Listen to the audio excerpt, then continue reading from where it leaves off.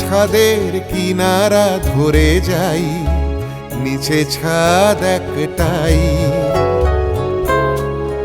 আজকে অনেক আমন্ত্রণ, ফিকে চায়ের চুমুকে ভাগাভাগি করে বন রুটিটাই। সেখানে জীবন, জীবনের আছে প্রগাঢ় নিমন্ত্রণ। ওপরে আকাশ ছাদের কিনারা ধরে যায়, নিচে ছাদ একটা।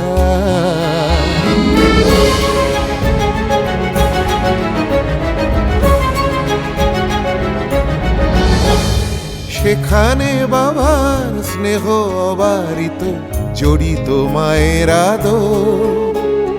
ভালোবাসা জড়াজড়ি করে বিছায় চাদর। চাঁদটা রয়েছে ছাদে, চাঁদের সঙ্গে মন।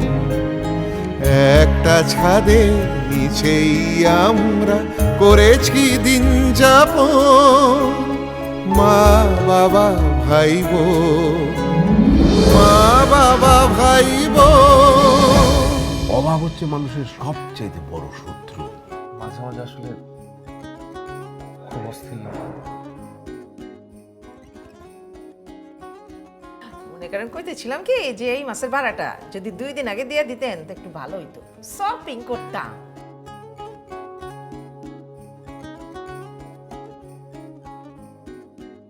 আজকাল তো তোমার সাথে কোনো কথাই বলা যায় না, যে কোনো কথা বলে তুমি একটা অন্য অর্থ খুঁজে বেড়াও। আশ্চর্য। না না, ঝগড়ার কি এখানে?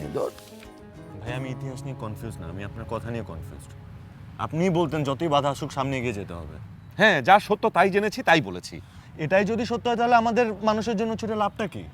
ক্ষমতাশীলরা তো তাদের পথ জানে, শুধু আমরা অনিশ্চিত পথে এগোচ্ছি। আমরা কাঞ্চনজঙ্ঘার চূড়ায় আছি, একটু এদিক থেকে সেদিক হলে অক্কা পেতে হবে।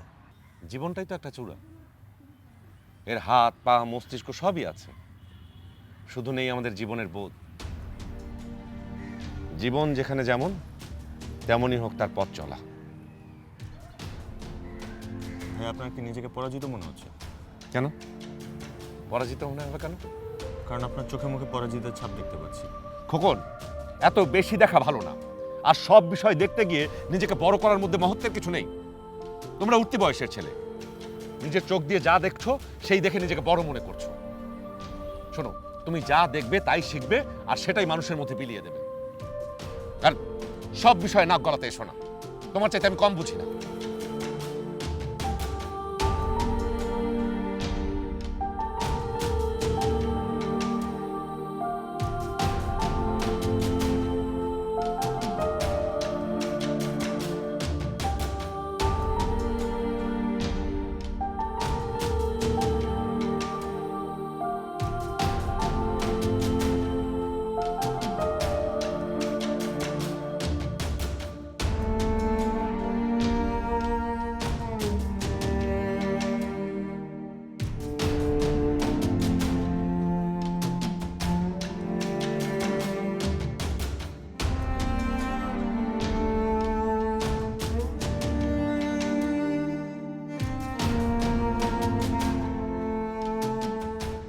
বড় সবসময় বড়ই থাকে, বড় কখনো ছোট হয় না। যে বড় সে ক্ষমতা থাকলেও বড়, ক্ষমতা না থাকলেও বড়। কথা বলে না, হাতে মূল্য লাখ টাকা। এত কনফিউজ হওয়ার কিছু নেই, নিজের মতো কাজ করে যাও, কাজটাই আমাদের প্রধান লক্ষ্য।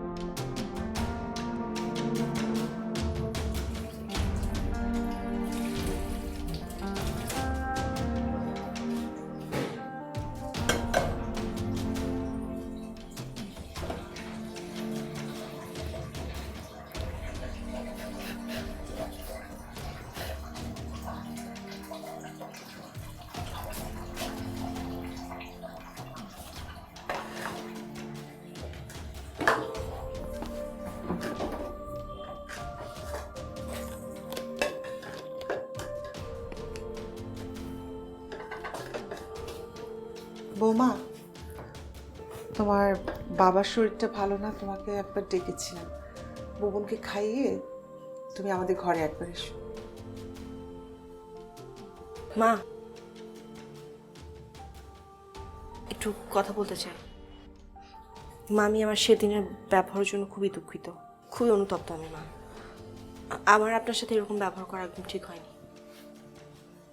কিন্তু মা, আপনি একটু ইমতিয়াজকেও বলবেন, ও আমার সাথে ভীষণ খারাপ ব্যবহার করছে। ইমতিয়াজ একটু ইমোশনাল তো, আর ওর বাবা মার অপমান একেবারেই সহ্য করতে পারে না। অবশ্য এটা কেউই সহ্য করতে পারে না, তবু আমি ওকে বুঝিয়ে বলবো বৌমা। মা, ও না জেনে আমার সাথে ভীষণ খারাপ ব্যবহার করেছে। ওই দিন তো আমার গায়ে হাত তুলতে নিয়েছিল। কি? আর এগুলো তো একদমই ভালো শিক্ষা না, তাই না? কি বলো বৌমা? কেন মা? আমার ঘরে কি হয় না হয় সবই তো আপনারা শোনেন। এটা শোনেননি?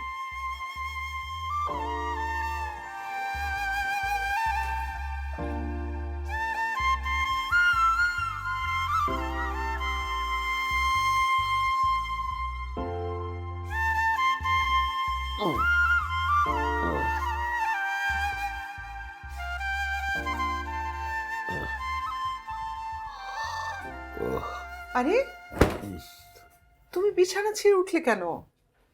গিয়ে শো, আমি গরম দুধ নিয়ে আসি। এই আচ্ছা, বৌমার সঙ্গে কি কথা হচ্ছিল? কি হয়েছে, কি মানে কি ঘটেছে শুনি না, বলো। কই কিছু তো হয়নি। তোমাকে এখন এসব নিয়ে চিন্তা করতে হবে না, সব সময় কিছু না কিছু নিয়ে ভাবতে হবে কেন? শো তো। আরে না ভেবে কি কোনো উপায় আছে নাকি? এ বাড়িতে যা এক একটা ঘটছে ভাবতে হয় তো। আর কত নিজেকে লুকিয়ে রাখার চেষ্টা করবে তুমি? আরে নিজেকে লুকিয়ে রাখার কি হলো এখানে? তুমি ছেলে মেয়েদেরকে সবসময় আমার কাছ থেকে লুকিয়ে রাখো না, সেভ করো না তুমি কেন?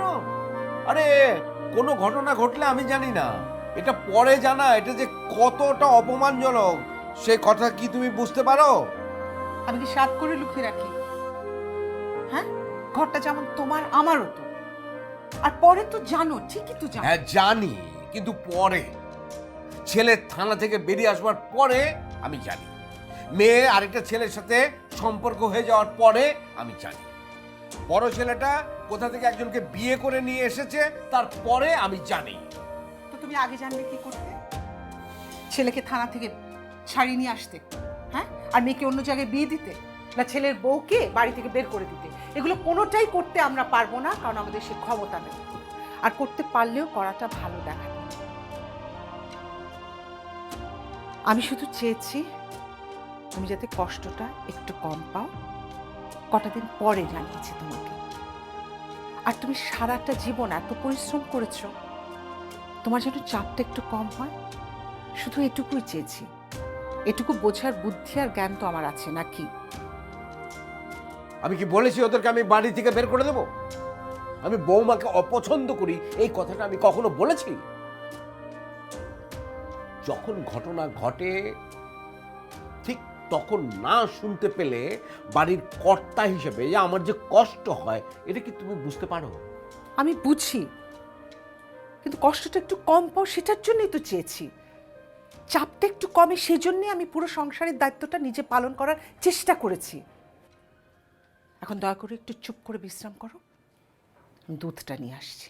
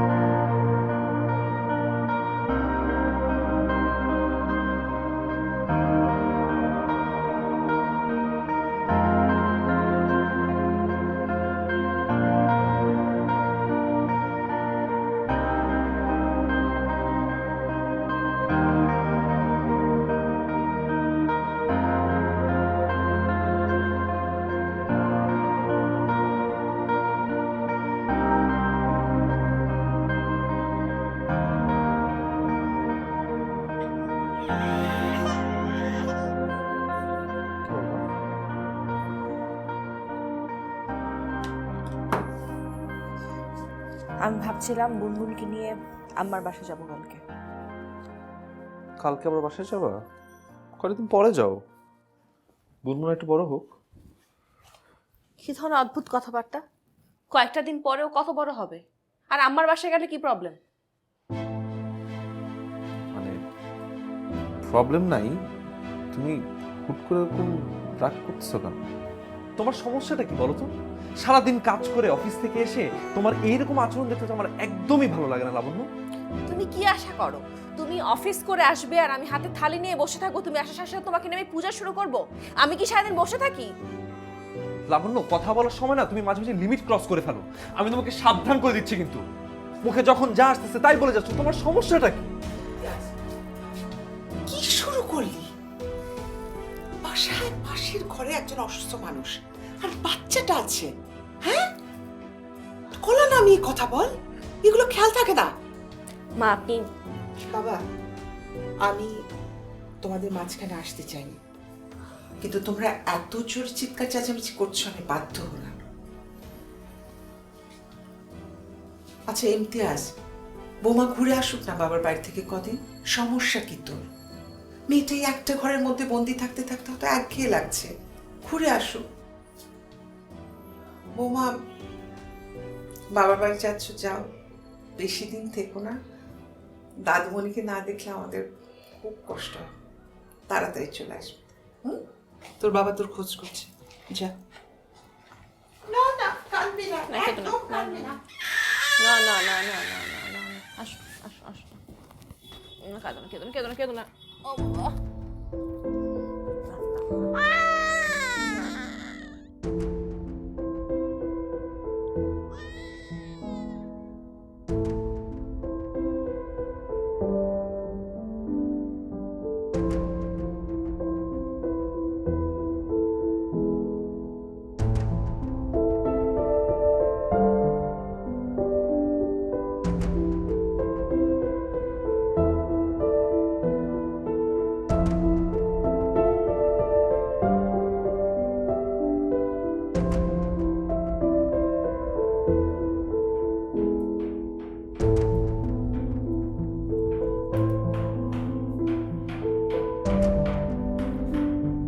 দুধটা খেয়ে নাও, তারপর ওষুধ খেতে হবে।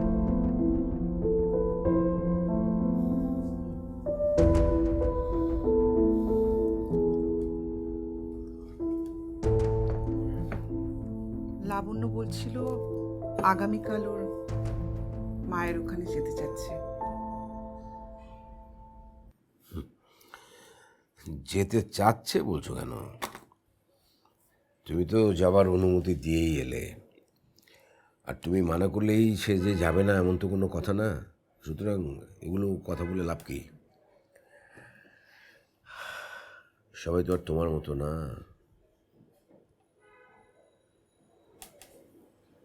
আমার মতো হওয়া ভালো।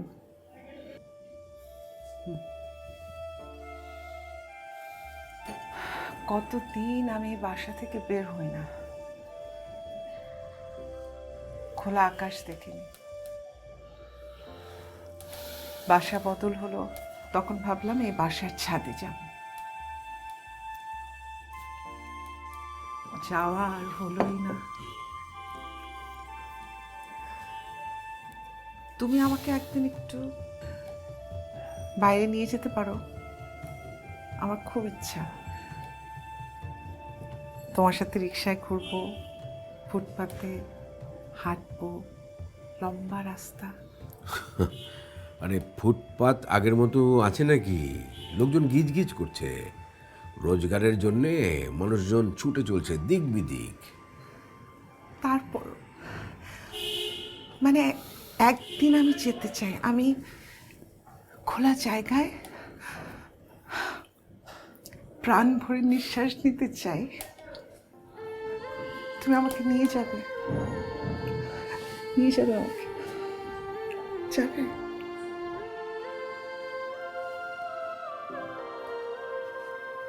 তোর কি হয়েছে আশা? তোমার কি শরীর খারাপ লাগছে? আচ্ছা, কিচ্ছু হয়নি তো।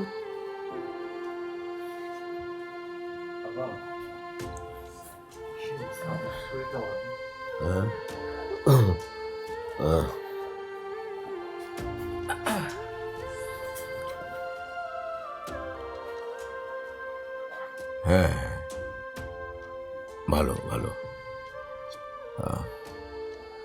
এই বয়সে যেটুকু ভালো থাকা যায়, বাকিটা তো উপরওয়ালার উপর ভরসা। আব্বা, উপরওয়ালা তো তখন আপনাকে ভালো রাখবে যখন আপনি একটা নিয়মের মধ্যে দিয়ে যাবেন। সব কিছু কি উপরওয়ালার উপর ছেড়ে দিলে হবে? আপনি ওষুধ খাচ্ছেন ঠিকঠাক মতো? কি খাচ্ছি না খাচ্ছি জানি না, তোমার মা যা দেয় সেটাই খাই, এর বাইরে তো আর কিছু বলবার নেই। উনিই তো হচ্ছে আমার একমাত্র ভরসা। খুব ভরসা। একটু কিছু ভুল হলেই এই ভরসার কথা আর মনে থাকে না। আরে একটা কথা যদি মাটিতে ফেলে এই মহিলা, হ্যাঁ, আরে ছেলে মেয়ে দুটো তো হয়েছে একদম তোমার মতো। তুমি আমাকে যত খুশি দোষ দাও, কিন্তু আমার ছেলেমেয়েরা যদি কোনো ভুল করে সেটা দোষ তোমার, তোমার একগুঁয়েমির জন্য। আরে থাম, সব কিছুতে জবাব দিয়ে তা এই বয়সে সব মানায়? ঠিক আছে ঠিক আছে। কিছুতে জবাব আচ্ছা মা, একটু চুপ থাকো না। আচ্ছা আব্বা, আপনি রেস্ট রেস্ট। হ্যাঁ হ্যাঁ, নিচ্ছি নিচ্ছি। তা বৌমা কি আগামীকাল সকালেই যাচ্ছে রে বাড়ি দিতে? হ্যাঁ আব্বা, এরকমই তো বললো। আচ্ছা ঠিক আছে, তুই সাবধানে যাস, আর আমার ওই নাতিটার দিকে খেয়াল রাখিস, হ্যাঁ, ওর যাতে কোনো অসুবিধা না হয়। তুই কি কালকেই ফিরে আসবি নাকি থাকবি ওখানে কয়েকদিন? ও মা, সে কি কথা? তুমি নিজে শ্বশুর বাড়িতে থাকোনি, তাই বলে আমার ছেলেও তার শ্বশুর বাড়িতে থাকবে না? আশ্চর্য। না না মা, তুমি না আজকাল খুব বেশি কথা বলো।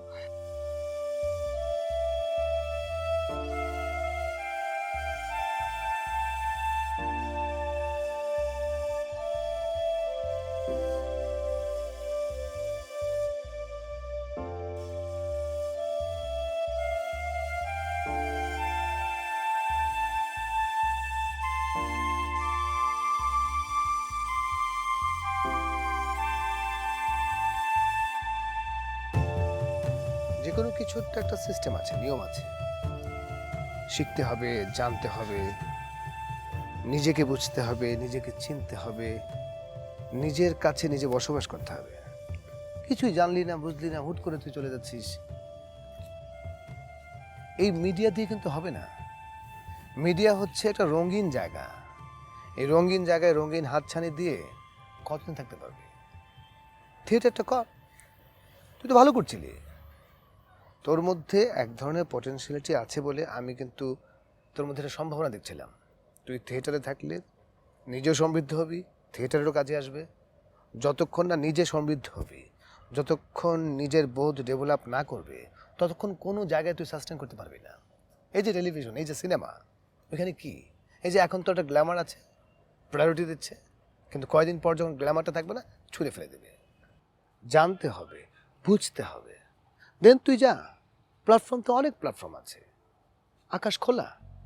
কিন্তু কিছু জানলি না, বুঝলি না, শুনলি না, ঠাস করে চলে যাচ্ছিস একটা জায়গায়, সেখানে গিয়ে তো তুই সাস্টেন করতে পারবি না। না দাদা, আমি এই সুযোগটা হাতছাড়া করতে চাই না। আমি সিনেমাটা করতে চাই। সিনেমার অফার তো দিবেই, তাদের দরকার গ্ল্যামার, তাদের দরকার বাণিজ্য, তারা বাণিজ্য করবে, এটা তাদের বাণিজ্য। তুই তো বাণিজ্যের সাবজেক্ট হতে পারিস না, তুই তো প্রোডাক্ট হতে পারিস না। আর সুযোগ কি? সুযোগ তুই তো সুযোগ সন্ধানী না, সুযোগ সবসময় আসবে। কোয়ালিটি থাকলে টেনে হিস্ট্রি তোকে নিয়ে যাবে। আর যদি কোয়ালিটি না থাকে, এইভাবে ওই বিভিন্ন কোম্পানিতে প্রোডাকশন হাউসে ঘুরবি ফিরবি, একদিন হয়তো বলবি ইয়েস আপনি মডেল হতে পারবেন, আপনি সিনেমা করতে পারবেন, যাবি। কিন্তু এটা আসলে না, এটা 2-1 দিনের জন্য। আমি তো চাই তুই সারাটা জীবন সমৃদ্ধ একটা মানুষ হয়ে থাক, একটা শিল্পী হ, শিল্পী। তুমি তো বললা গ্ল্যামার শেষ হয়ে গেলে আর কোনো কিছুই থাকে না। এখন গ্ল্যামার আছে দেখেই তো আমি করতে চাচ্ছি। আসলে অর্পিতা, আমি কি বলবো বল, যখন ভিতরে কোয়ালিটি থাকবে তখন গ্ল্যামারটা মানুষ খুঁজবে না। ইনার ডেপথ যখন সমৃদ্ধ হয়, বাইরের সৌন্দর্য অটোমেটিক্যালি সুন্দর হয়ে যায়। তখন বয়সটা কাউন্ট করবে না, শুধুমাত্র আউটার লুকটা কাউন্ট করবে না, তখন শুধু কাউন্ট করবে কোয়ালিটি। প্লিজ, তুই থিয়েটারটা করছিস, ঠিকঠাক মতোই করছিস, তুই থাক। তুমি আমাকে এভাবে ডিস্ট্র্যাক্ট করো না। আমি এই সুযোগ হাতছাড়া করতে চাই না, আর আমি সিনেমাটা করতে চাই। তাহলে তো আমার আর কিছু বলার নাই। আমার মধ্যে যদি কিছু নাই থাকবে তাহলে আমাকেই কেন করতে বলবে? সিনেমার অফার তো সবার কাছে আসে না দাদা। যা, তোর যা ইচ্ছে তো তাই কর, আমার কিছু বলার নাই। যা।